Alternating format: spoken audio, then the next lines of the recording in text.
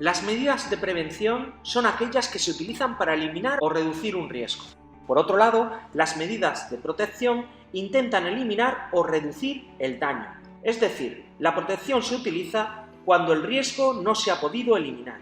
Las medidas de prevención actúan sobre el foco, sobre el origen del riesgo, bien sustituyendo máquinas o sustancias peligrosas por otras que no entrañen riesgo, mediante el mantenimiento y conservación de instalaciones y equipos para que no produzcan riesgos, o actuando en el diseño inicial de la organización del trabajo o de los equipos que se van a utilizar para realizar el trabajo y evitar que se produzcan riesgos. Por otro lado, cuando utilizamos la protección es que existe un riesgo y podemos realizarla o bien de forma colectiva para proteger a un grupo de trabajadores de un riesgo, o bien de forma individual para proteger a un solo trabajador. La protección colectiva actúa sobre el medio de transmisión, es decir, se sitúa entre el foco, es decir, el origen del riesgo, y el trabajador. Por ejemplo, las barandillas y las redes que se instalan en huecos para evitar la caída de trabajadores u objetos. Por otro lado, la protección individual actúa sobre el trabajador, como por ejemplo con mascarillas, guantes, botas, tapones, etc., que tratan de evitar que el trabajador sufra un daño. Todos estos elementos de protección, tanto colectivos como individuales, serán estudiados con más detalle en vídeos posteriores. ¿Cuál es la secuencia de actuación que debemos seguir en prevención? En primer lugar, utilizar la prevención, es decir, lo primero que debemos hacer es intentar eliminar el riesgo, y si no se puede eliminar, intentar reducirlo en su origen. En segundo lugar, se deben evaluar los riesgos que no se han podido eliminar. En tercer lugar, se debe proceder a la protección colectiva. Y en cuarto, si aún existe riesgo, debemos utilizar la protección individual. Vamos a poner un ejemplo. Imaginemos una empresa en la que existe una máquina que vibra mucho, provocando mucho ruido al botar sobre el suelo. Lo primero que debemos hacer es intentar evitar el riesgo en su origen, es decir, actuar con la prevención.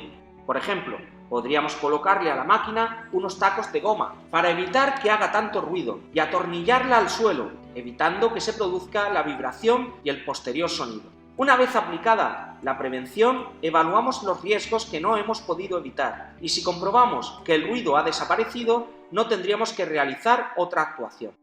Pongamos otro ejemplo. Imaginemos un taller de chapa y pintura, donde los trabajadores cada vez que pintan están expuestos a un riesgo químico importante, pues la pintura que se utiliza para pintar vehículos es muy tóxica. En primer lugar, debemos utilizar la prevención. ¿Podemos eliminar el riesgo en su origen? ¿Podemos sustituir esa pintura tan tóxica por otros productos que no lo sean? Observamos que no podemos sustituirla por otra, por lo que pasaríamos en segundo lugar a evaluar los riesgos que no se han podido evitar. Y se comprueba que nos encontramos ante un riesgo que con una probabilidad alta puede provocar enfermedades, con unas consecuencias extremadamente dañinas para la salud del trabajador. Por lo tanto, en tercer lugar, procederíamos a la protección colectiva, por ejemplo, instalando una cabina de pintado. La cabina de pintado es una cabina donde desde la parte superior se introduce aire y por la parte inferior, desde el suelo, aspira el aire que entra por la parte superior, produciendo una corriente de aire que evita que el contaminante vaya hacia el trabajador cuando éste está pintando. Una vez utilizada la protección colectiva, evaluamos de nuevo la situación y observamos que aún hay riesgo de intoxicación. Por lo tanto, deberíamos proceder a la protección individual, entregando un protector de las vías respiratorias a los trabajadores que se introduzcan en la cabina de pintado.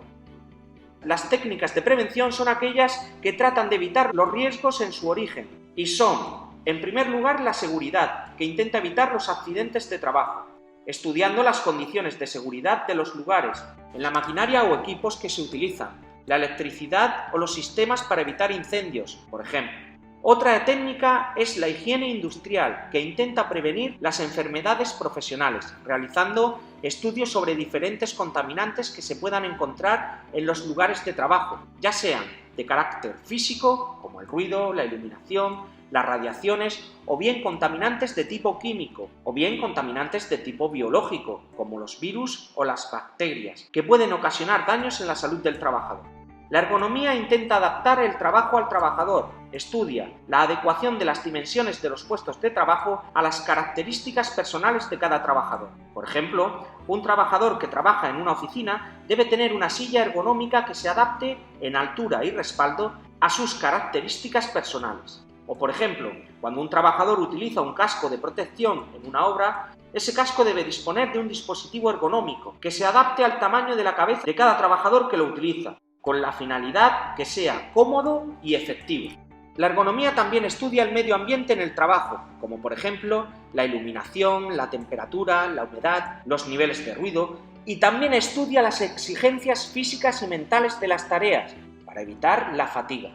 Otra técnica de prevención es la psicología, que trata de evitar daños psicológicos estudiando temas relacionados, por ejemplo, con la organización del trabajo, la transmisión de órdenes, la carga mental que sufren los trabajadores, las relaciones laborales, etc. Y la última técnica que vamos a analizar es la medicina del trabajo, que intenta mantener la salud del trabajador, fundamentalmente a través de controles médicos para conocer el estado de salud de los trabajadores o si han sufrido algún daño relacionado con el trabajo que están haciendo, para poder tomar las medidas correctoras adecuadas o si el trabajador se encuentra en condiciones para seguir realizando la actividad que está desarrollando. También se ocupa del tratamiento, curación y posterior rehabilitación de las enfermedades profesionales.